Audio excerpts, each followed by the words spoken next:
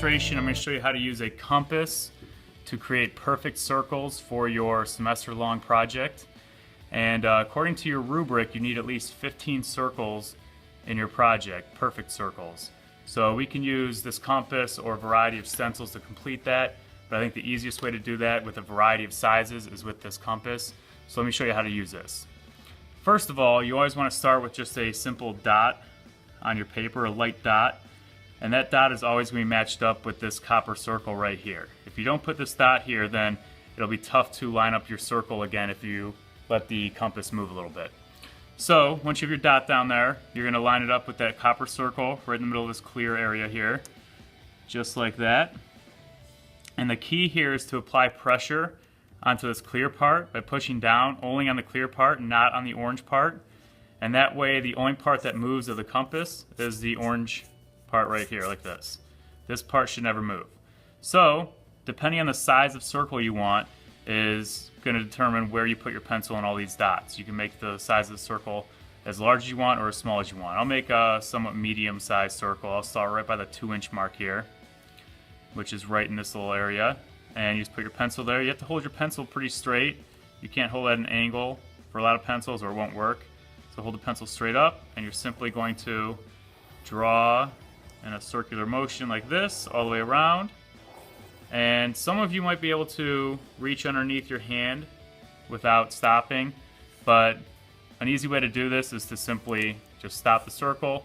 We didn't finish that part, but here's how you do that. You just rotate the paper, line this dot up with that copper circle once again. Remember, I was near that 2-inch mark, so then now that it's lined up, I'm going to go by that 2-inch mark again, which is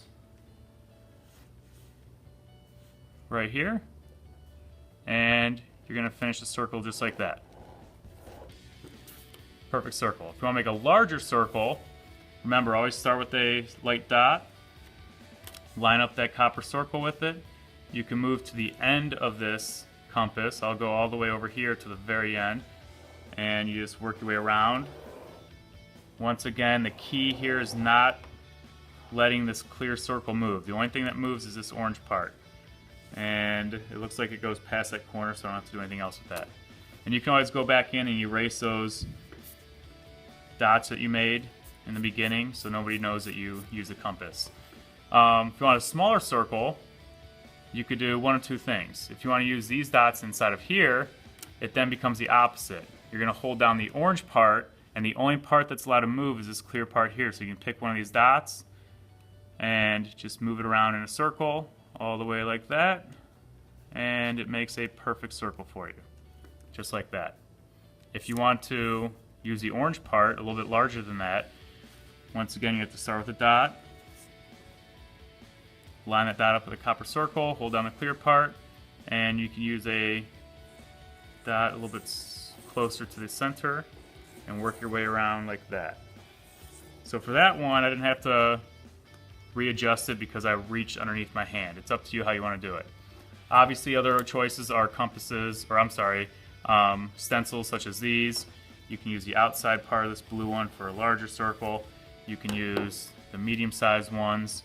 I highly recommend when you're working on your composition that you're overlapping your circles, and you also want to use a variety of sizes of circles. Once you've practiced with a pencil, it's time to jump on in with a permanent marker. I would highly recommend practicing real quick with a pencil first. That way you get the hang of it, and when you're ready for your final draft, you can replace that pencil with an extra fine Sharpie. It has to be an extra fine because the other kind of Sharpies don't fit inside of these dots. And for this one, you still want to use a pencil for your center mark. That way you can erase it. Line up the copper circle with that mark, hold down the clear part. The black marker you're going to keep straight up and down, and just work your way around the center just like this. And if you hold it still, it creates a perfect circle. If you don't feel comfortable reaching under your hand because you might move the compass, just stop, rotate, line it back up again. Remember that dot you started on. If you forget, just kind of go around the circle. It looks like it lines up right with that 4. And go back into that area and finish up the circle. And then you can erase your center dot.